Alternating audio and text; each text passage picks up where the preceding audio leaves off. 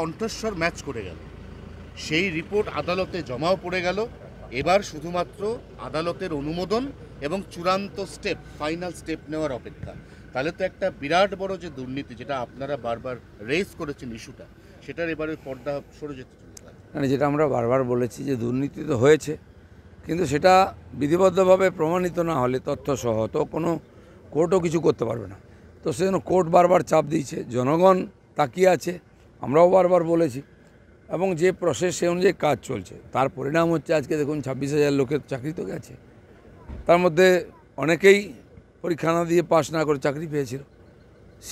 সে একটা জটিল সমস্যার সমাধান করতে হবে কোর্টকে, তারা লেগে আছেন।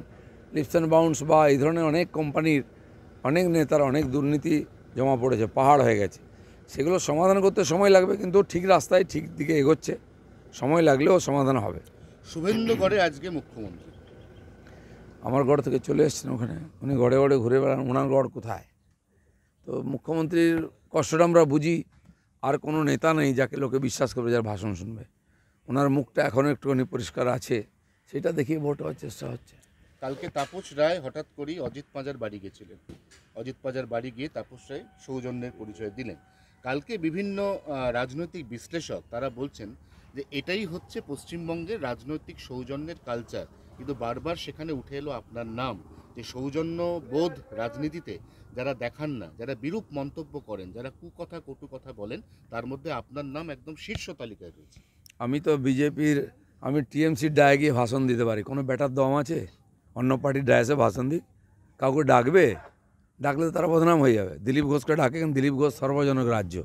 যারা বলছে তারা তো কিছু বলার দম নেই, মেনি বিড়াল, ওদেরকে কে পাত্তা দেয়? সব কটা চোর।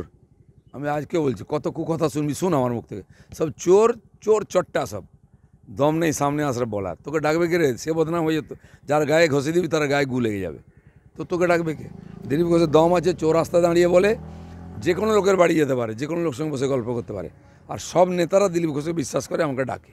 প্রথমে রামনবমী, তারপর হনুমান জয়ন্তী, মুর্শিদাবাদের এমন সিচুয়েশন, নির্বাচন কমিশন মুর্শিদাবাদের এমনকি ভোট পিছিয়ে দেওয়ার ব্যাপারেও চিন্তাভাবনা শুরু করতে পারে। মুর্শিদাবাদে কোনো আইন কানুন আছে?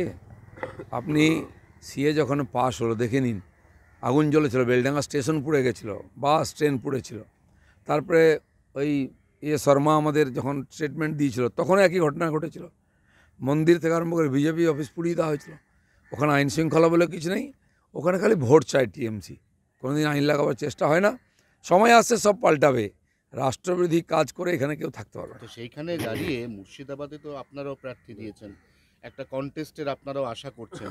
এখন এই পরিস্থিতির মধ্যে যদি ভোটের উপযুক্ত পরিস্থিতিই না থাকে, তাহলে গণতান্ত্রিক লড়াইটা হবে। সেটা নির্বাচন কমিশন দেখুক, কারণ পুরো অ্যাডমিনিস্ট্রেশন ওনাদের হাতে আছে, সব কিছু করার ওনার অধিকার আছে।